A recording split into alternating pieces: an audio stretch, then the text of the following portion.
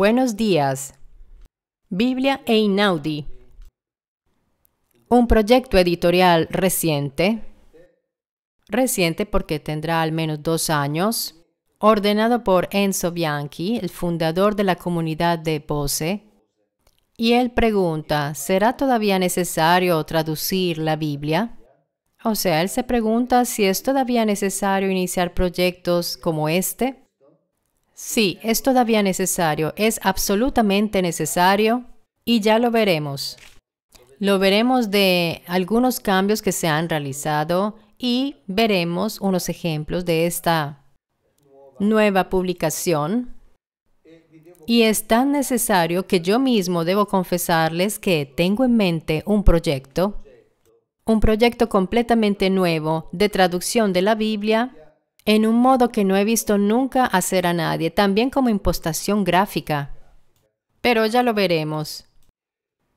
Y es necesario. Ahora les leeré algunas partes desde la prefacción, que es esa parte de los libros que nadie lee, pero que contiene muchas veces elementos bien importantes. ¿Qué es la Biblia? Hay que reconocer, sobre todo, que no es un libro, mas una reunión de libros, deberíamos decir una pequeña biblioteca. Se trata de libros generados en un espacio de 1000 años, fueron escritos por autores diferentes, en géneros literarios distintos entre ellos, redactado y luego escrito en 3 idiomas, hebreo, arameo y griego. Y aquí hay un dato muy importante. Estos libros fueron compilados por creyentes, poseedores de la fe del Dios Uno, se convirtieron en una libro-escritura para los hebreos, y para los hebreos se llama Tanakh, y la Biblia, para los cristianos, que añadieron una compilación de libros que ellos llaman Nuevo Testamento o Nueva Alianza. Este proyecto editorial, entre otras cosas, ha reunido el trabajo en equipo de 12 biblistas y debería ser también no confesional, pero en realidad les debo decir que está totalmente impregnado de teología. Obviamente, pues es difícil liberarse de esta.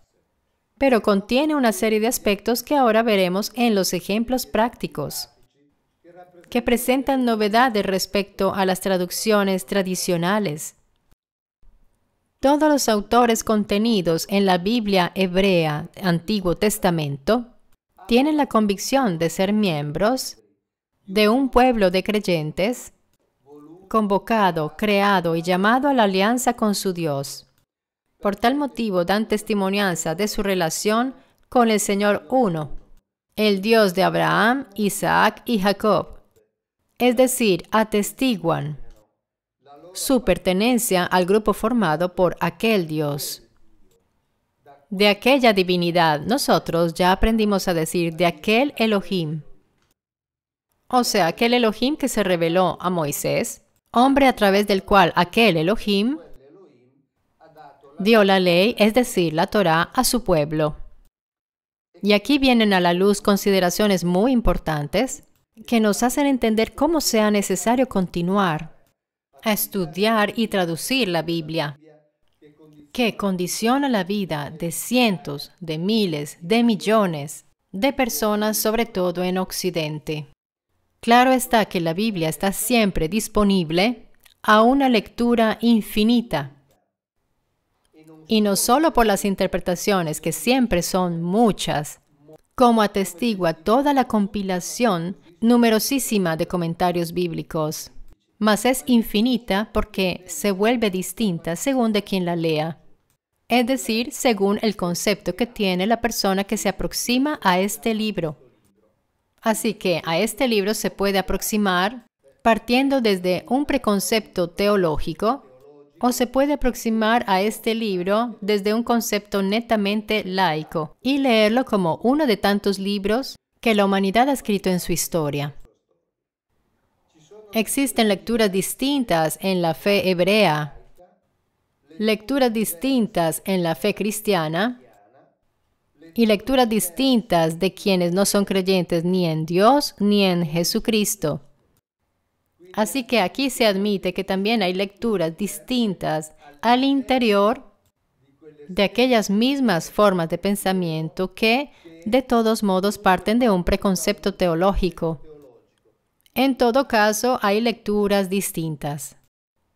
No se debe olvidar que en la lectura de la Biblia también el creyente no puede ignorar todos los instrumentos humanos necesarios para leerla, interpretarla y comprenderla. Por otra parte, las iglesias hoy reconocen que la Biblia contenga la palabra de Dios, pero esto es un asunto no demostrado. De hecho, yo pienso que está demostrado exactamente lo contrario. Pero mantengámonos lo que dice aquí el ideador de este proyecto, o sea, Enzo Bianchi. Por otra parte, las iglesias de hoy reconocen que la Biblia, a pesar de contener la palabra de Dios, es sobre todo palabra humana. Desde mi punto de vista, es exclusivamente palabra humana. Que los autores son autores humanos y que la Biblia es un texto que debe ser interpretado escapando de cada lectura fundamentalista. Es decir, hay que quitarse la creencia de ser poseedores de la verdad, de tener una verdad preconstituida y de poder leer la Biblia a la luz de esta verdad.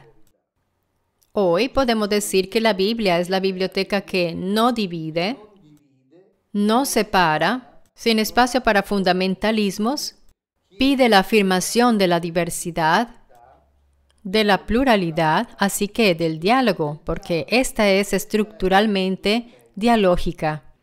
Y esto es importante. Eso es leerla sin fundamentalismos. Así que sin crear contraposiciones, sin crear luchas. Pero en realidad sabemos que no es así, porque desafortunadamente la contraposición de las diversas iglesias están al interior de cada iglesia.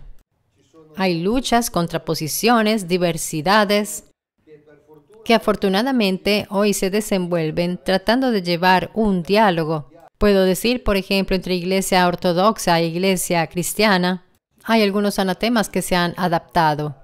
Así que más que de diálogo, se trata de una guerra abierta. Pero en realidad aquí está reconocido este aspecto que aquí es fundamental. Libertad y lectura para todos, porque no se puede obtener una verdad absoluta. Y luego aquí el texto nos explica cuál fue la dificultad y cuál fue la historia en los siglos, sobre la historia de este libro, de cómo fue tratado y cómo fue reconocido. Por ejemplo, nos dice, como se narra en el libro de Nehemías, después del regreso a Israel de los exiliados de Babilonia, el sacerdote Esdras presentó al pueblo la Torá, es decir, la ley, en un rollo. Pero como había un problema, que los hebreos que regresaron de Babilonia no conocían el hebreo. De hecho, hablaban solo arameo. Entonces, Esdras se vio en la necesidad de tener traductores, de manera que todo el pueblo pudiera entender la Torá, que fue leído en el primer templo, el cual sabemos que había sido destruido, cuando el segundo templo no había sido reconstruido. Así que había este problema, el leer la Biblia.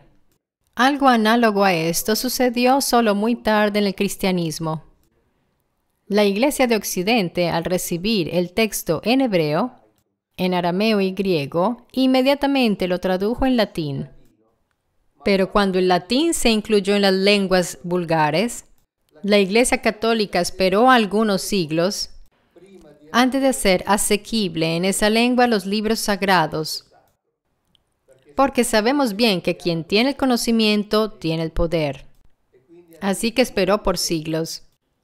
Esta situación significó, en nuestro caso también para Italia, un largo exilio de la palabra al pueblo cristiano. Entonces una caída de interés y de contacto con la palabra, la Biblia. Girolamo, en el siglo IV o V después de Cristo, aprendió el hebreo y tradujo en latín el Antiguo Testamento tomando de los textos de origen. además del Nuevo Testamento en griego. Respecto a la relación del pueblo de Dios con las Sagradas Escrituras, como verán, toda la obra está configurada con una visión teológica. La situación se volvió nuevamente difícil en el siglo del surgimiento de las lenguas vulgares. 3 siglos, el 12º y el 14º.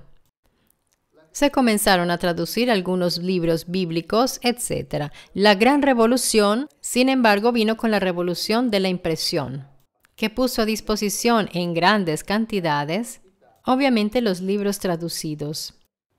Sin embargo, añadió una tormenta repentina.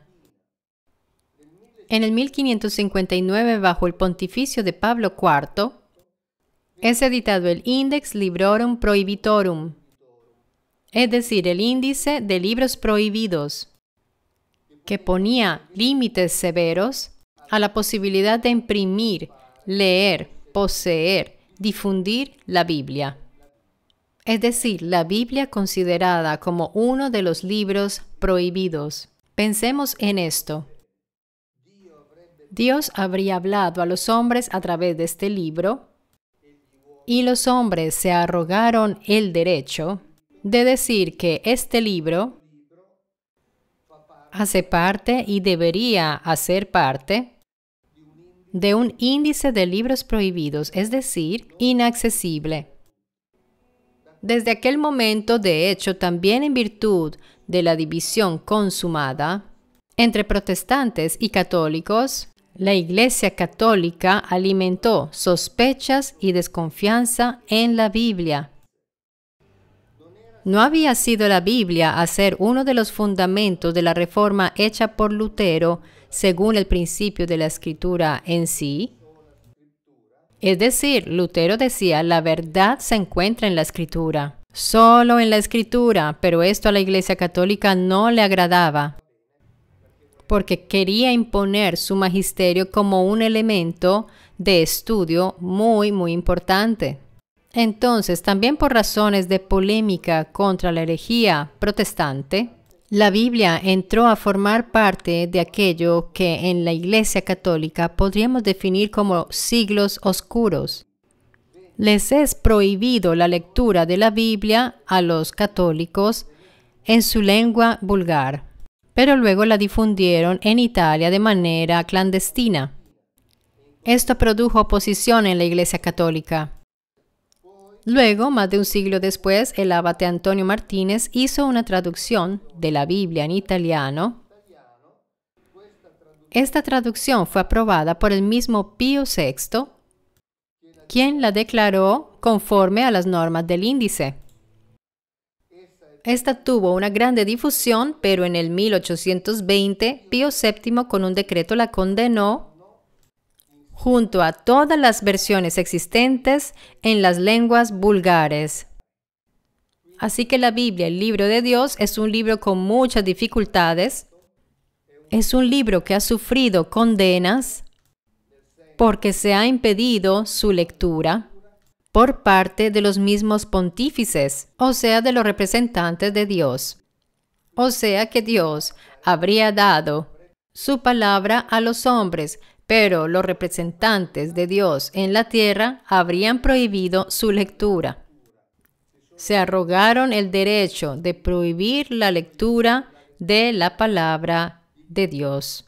Una nueva dinámica de toda esta relación así trabajosa renació en el siglo pasado, sin embargo.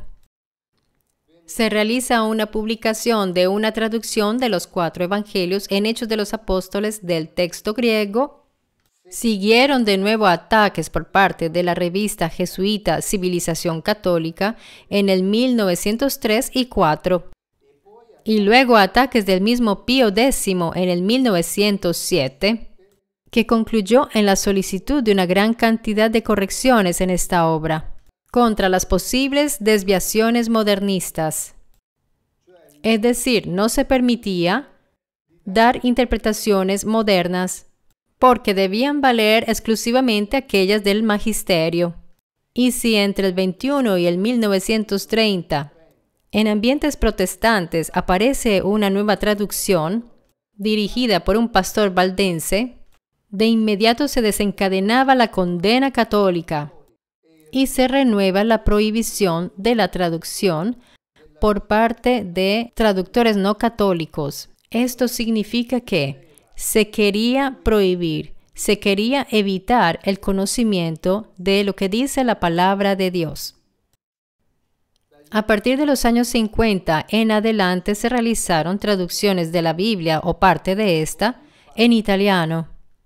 Y volviendo al ambiente católico, luego de la reforma litúrgica del Concilio Vaticano II, se impuso la exigencia de una nueva versión italiana de la Biblia. Así que ustedes entenderán que toda esta necesidad de tener siempre versiones nuevas nos dicen una cosa cierta, una cosa sin duda. No tenemos la verdad sobre la Biblia.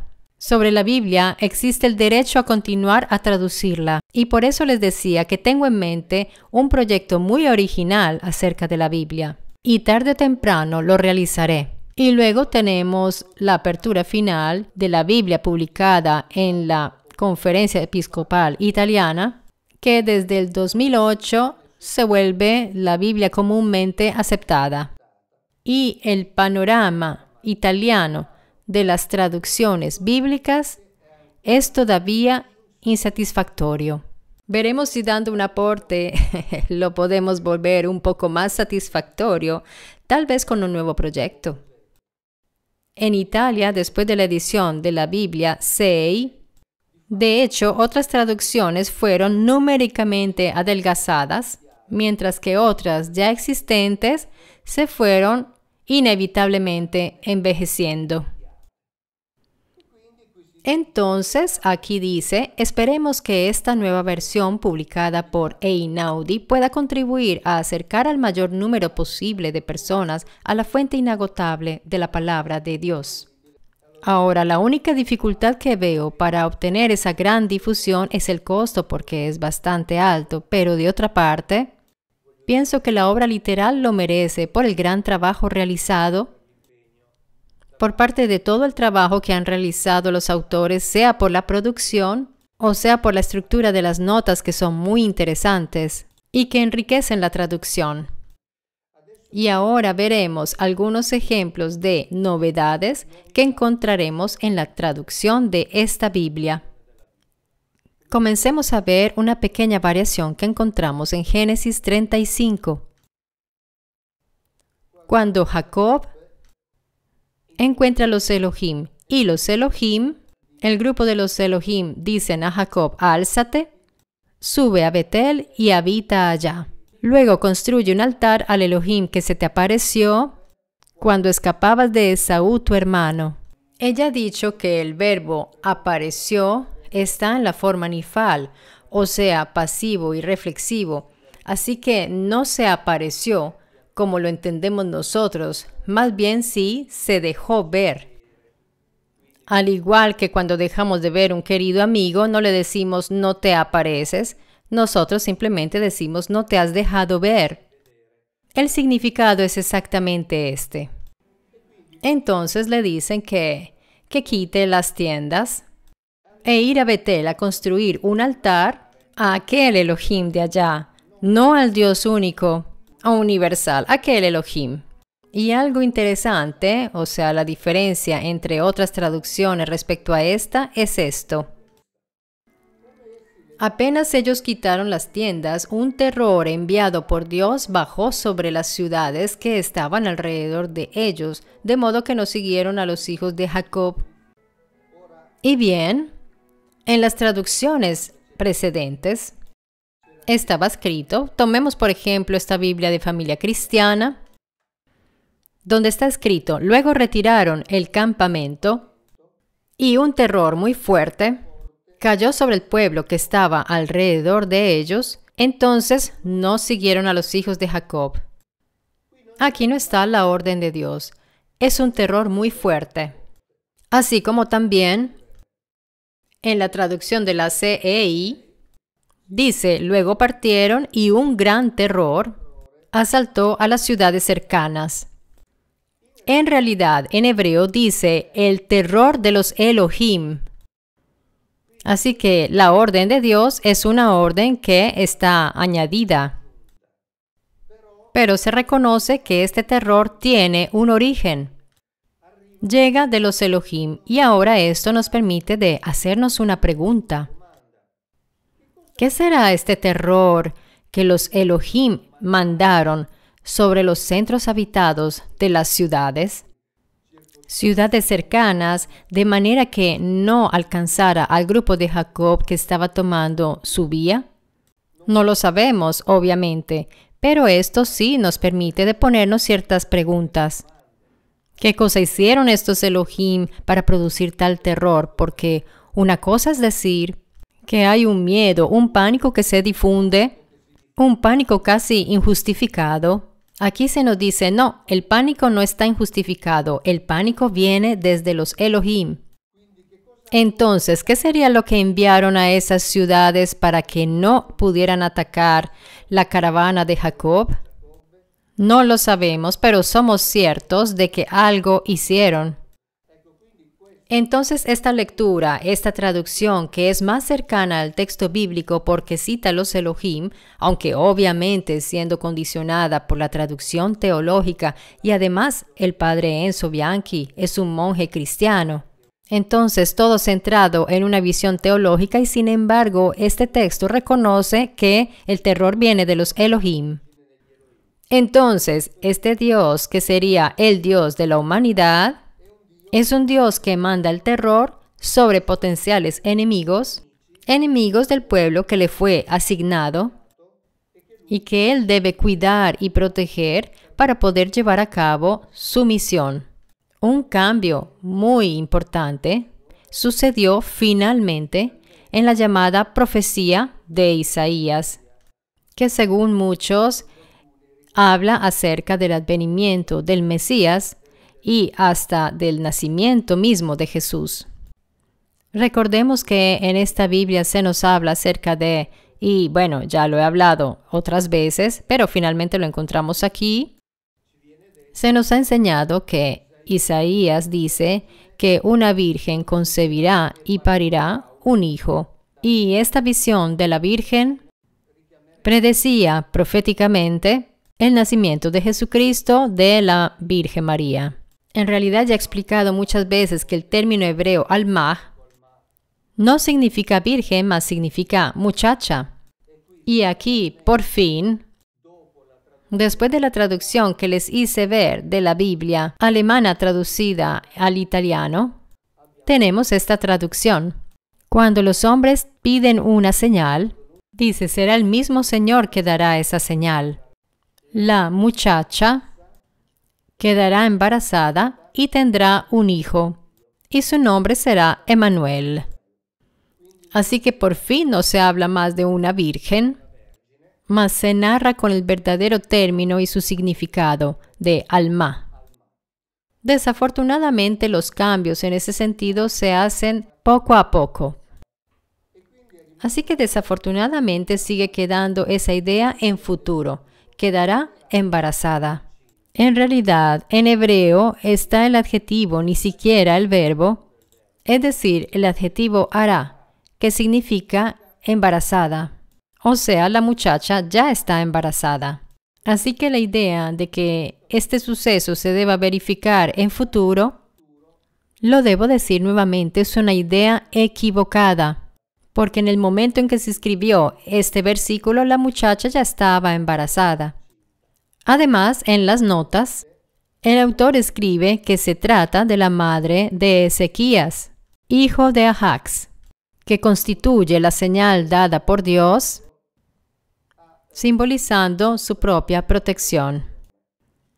Y luego dice que el término alma significa muchacha o joven mujer, y que los cristianos quisieron ver en esto el nacimiento de Jesús, el hijo de María de Nazaret. O sea que los cristianos quisieron ver. No está en el Antiguo Testamento. En el Antiguo Testamento hay una muchacha que ya está embarazada, que es la madre de Ezequías y es la consorte del rey Ahax. Así que aquí ya dimos un paso hacia adelante muy importante. Desapareció el discurso de la Virgen, porque efectivamente en el Antiguo Testamento el discurso de la Virgen no está. Está Alma y no está Betulá. Así que esto lo reconocemos, se da un paso adelante importante. Digámoslo así, hubieran podido completar este pasaje en vez de escribir que quedaría embarazada. Hubieran podido haber escrito tal como está en hebreo, está embarazada. Pero ya estamos contentos, seamos optimistas, porque estamos en el camino correcto. Sin embargo, esto nos hace entender cómo la Biblia deba ser todavía traducida y habrá más en el futuro, aparte de lo que será mi proyecto. Porque efectivamente, poco a poco, son añadidos elementos que se liberan de la vieja traducción y de la vieja tradición teológica, que en cambio se focalizaba a presentar ciertos aspectos en función de aquellas que eran las ideas preconcebidas y preconstituidas que deberían servir para demostrar eso que sería Jesús, pero como ya hemos visto y como veremos de nuevo, no era. Y veamos otro pasaje importante, un pasaje de Ezequiel. Estamos en el capítulo 3. Este pasaje lo habíamos visto ya también porque es uno de los fundamentales. Pero veamos cuál es la novedad que se presenta en este libro. Leámoslo en las traducciones tradicionales.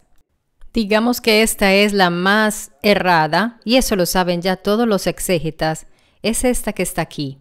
Entonces un espíritu me levantó. En hebreo está el término ruach, traducido como espíritu. Y a esto le dediqué un capítulo entero junto a Paul Wallis sobre el significado de ruach. Entonces un espíritu me levantó y detrás de mí escuché un gran estruendo. Y luego dice, bendita la gloria del Señor allá donde está su morada.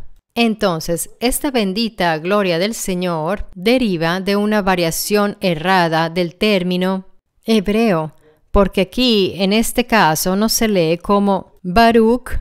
En cambio, el término original hebreo es Berún.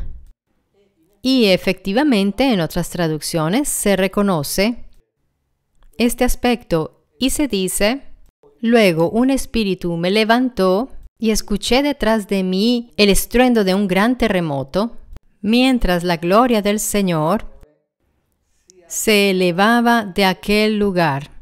Ahora veamos cómo expone este versículo, esta novísima versión, curada por Einaudi. Atención, hemos leído hasta ahora que está escrito un espíritu, porque ruach es siempre traducido como espíritu, y lo entienden como espíritu de Dios. Aquí está escrito, luego una fuerza me levantó y escuché a mis espaldas el retumbar de un gran terremoto, mientras la gloria del Señor se trasladaba desde aquel lugar. Así que desaparece el término espíritu y es sustituido por el término fuerza. Ahora, de esto ya habíamos hablado y no repetiré más. ¿Qué podría ser ruach? Pues bien, lo remito a ver mis videos que realicé de este tema con Paul Wallis, para entender de qué se trata cuando los hebreos a veces han hablado de ruach. Entonces, por fin, aquí se reconoce finalmente que no es espíritu, mas es una fuerza. O sea, algo que ejercita una fuerza y que eleva a Ezequiel y es repetido en el versículo sucesivo. Esta fuerza me levantó y me llevó. Es decir, esta fuerza toma a Ezequiel y lo lleva a otro lugar. Y luego dice, mientras la gloria del Señor se desplazaba desde aquel lugar. Y bien, se desplazaba tiene un significado preciso. No explica exactamente lo que hacía porque la traducción exacta es la que les leí aquí. Berún es, se elevaba de aquel lugar. Pero ya esto es un gran paso en adelante. Porque se desplazaba significa que esta fuerza era una cosa espacialmente definida. Y desplazarse tiene un significado preciso. Significa ocupar un espacio para luego dejar ese espacio, para ocupar otro y luego otro más. O sea, en el curso del movimiento, ocupa distintos espacios. Así que se trata de identificar que no se trata del Espíritu de Dios o del Espíritu de Yahvé, que sería obviamente omnipresente y omnicomprensivo. Por lo tanto, no tendría necesidad de moverse, de desplazarse, porque no es algo espacialmente definido. Entonces, como ven, esta nueva versión de Einaudi ha dado pasos adelante. Entonces seamos optimistas porque quiere decir que estamos yendo hacia una dirección que nos lleva a comprender mejor la literalidad del texto hebreo. Pero, con el permiso de los autores, obviamente, quisiera manifestar mi humilde opinión. Todavía no es suficiente. Hay que tener más valor. Hay que avanzar aún más. Pero estoy seguro que lo haremos. Como había dicho antes, tengo en mente un proyecto que espero pronto, tarde o temprano, concretar. Pero por ahora continuaremos a examinar otras secciones de esta traducción nueva.